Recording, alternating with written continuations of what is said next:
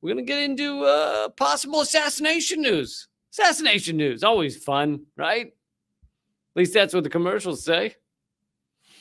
Please get your assassination news here.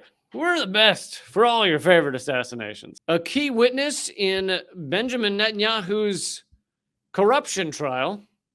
As you know, Benjamin Netanyahu was prime minister of Israel for a long time. He just recently lost his seat to actually someone who's even further right-wing, which I didn't know that was possible. I guess the new prime minister wants to blow up Palestinians and then blow them up again.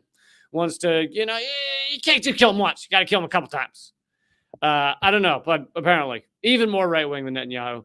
But Netanyahu is not out of power. He's now the opposition leader in parliament. So it's not like the guy is going away. But he's facing a big corruption trial. He's been facing it for a long time now, taking gifts, and gifts are basically bribes. So here is the news. Multiple sources are reporting this.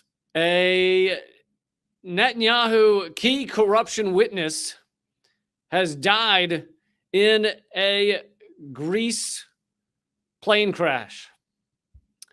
So this is Greek.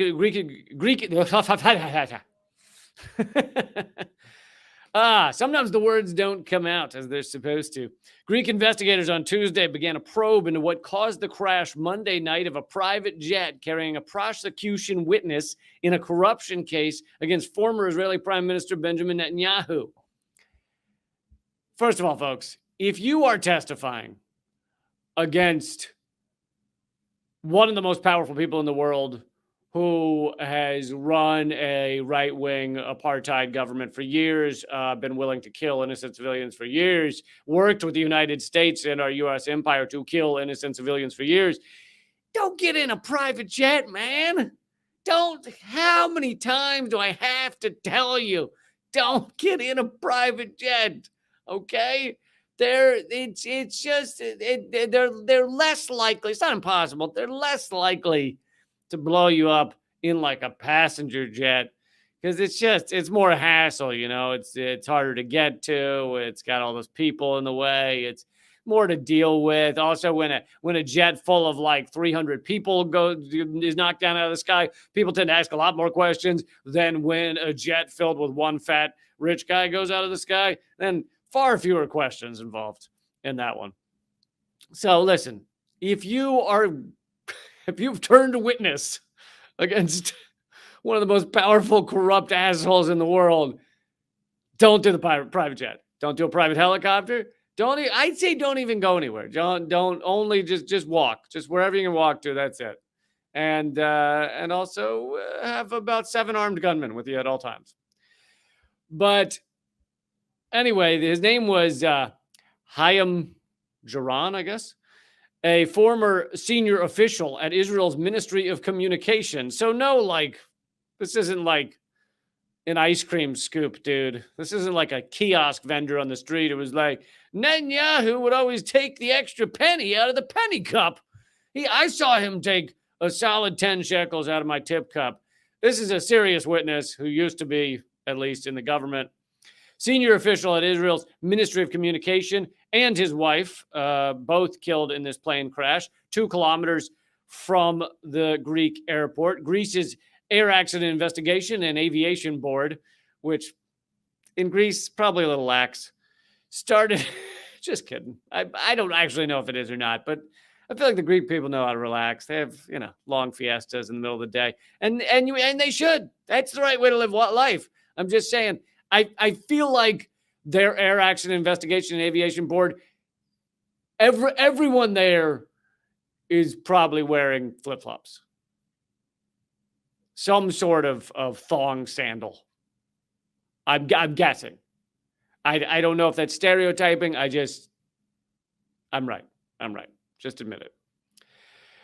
Started examining the causes of the crash. And that's how you should live life. I'm not criticizing that. I say fucking sandals all the time, even though I don't wear sandals that often. But I'm living life wrong. But that's how you should be living life. The toes need the freedom, man. Do you believe in freedom or not? All right, then free the toes. A team of specialists would fly to the island on Wednesday, authorities said. the island where the flight was going to land. Why do you think this guy was fleeing to an island off Greece? Also, another question. Probably because he was like, I think they're fucking after me because I'm been testifying against Netanyahu. Maybe I'll go to this island off Greece. Just don't get in a private jet. So the single-engine Cessna 4-seater plane took off from Haifa in Israel. See, this is part of it where I was like, okay, well, his private jet crashed or whatever in Greece. Maybe this is a coincidence. I mean, if he was in Greece, that's not really connected to Israel. Not that they couldn't get to a plane in Greece. I'm just saying that seems to make it a little less likely. But then I saw this sentence, took off from Haifa in Israel. So his private jet was leaving from Israel. Yeah. You know who probably has access to whatever the fuck they want in Israel? Bibi. Netanyahu. Crashed into the Netanyahu. Netanyahu is a great name to yell, like in vengeance, in anger, like an arch nemesis. Netanyahu. You know, it's even better than Newman on Seinfeld. Crashed into the sea near the island of Samos, located off the western coast of Turkey. They lost communication with him. And again, I at this point in the article, I was like, okay, it crashed into the ocean. It seems kind of difficult to make a plane just crash into the ocean.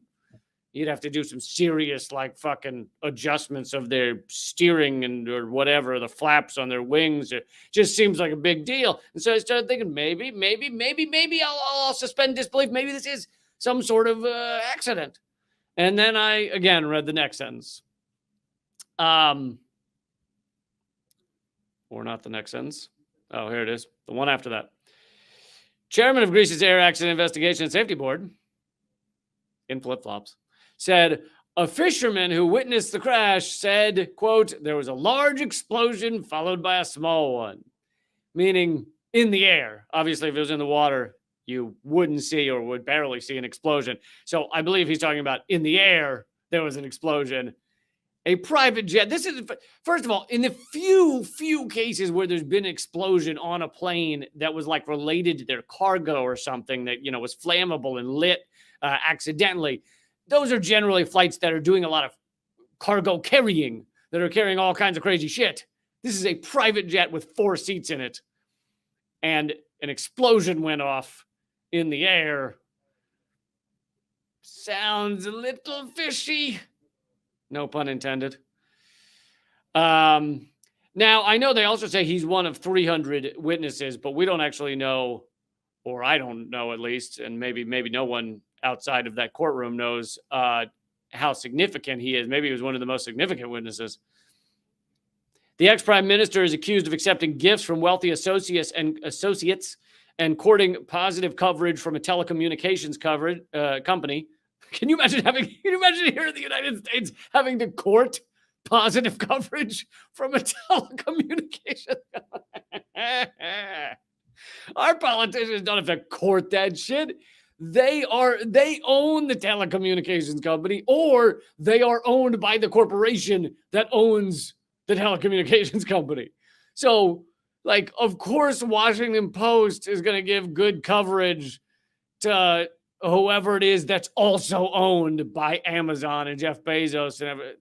Oh God, can you imagine Hillary Clinton having to go to CNN to try and get them to give her good coverage? Oh, please.